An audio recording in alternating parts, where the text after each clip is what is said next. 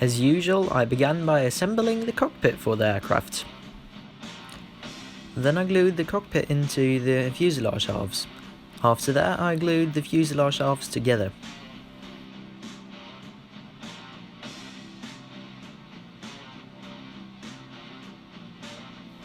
After the fuselage assembly, I assembled the wings and the landing gear for the Corsair.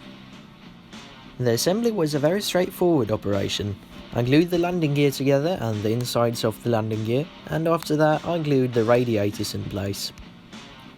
After this, I glued the three major parts of the wings together.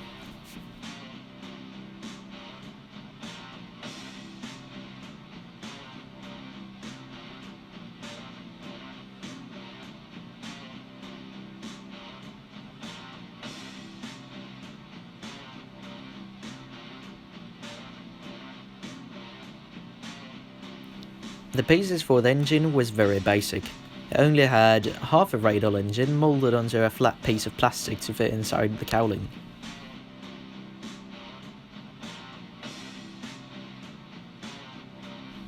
Because I wanted to make the Royal Navy version of the Corsair, I clipped the wings. Then I glued the wings onto the fuselage and also glued the stabilizers in place.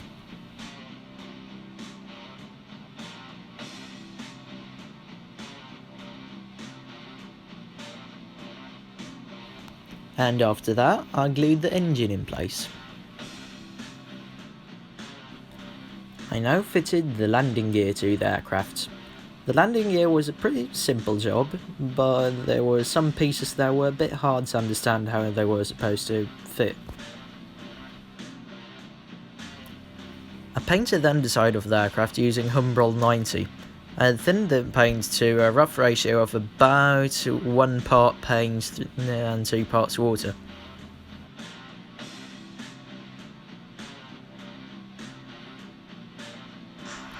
I made pre-shading effects using a 4B pencil.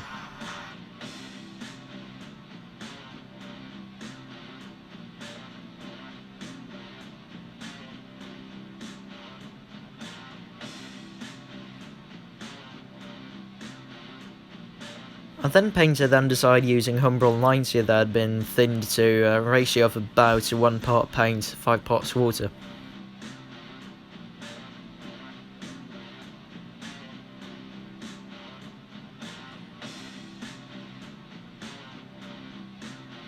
I painted the top side using Humbrol 123 that had thinned to a ratio of 1 part paint, 2 parts water.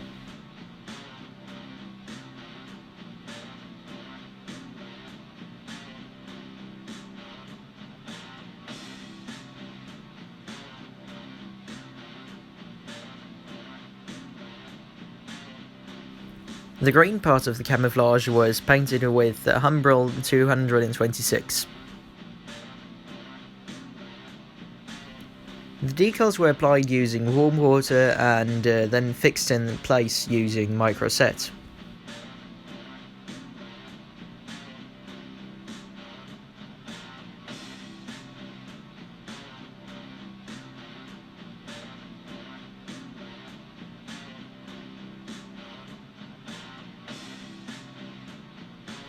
I'm quite pleased with the results of the model. Some things could have been better, but overall it's a good model. When I built the model, I originally used Tamiya varnish, but that didn't really work for me since I had painted it with Humbrol colours, Humbrol acrylic colours, which resulted in the Tamiya varnish just destroying the paintwork. So I had to use some brake fluid, get rid of the paint, and then repaint it and use a different sort of varnish.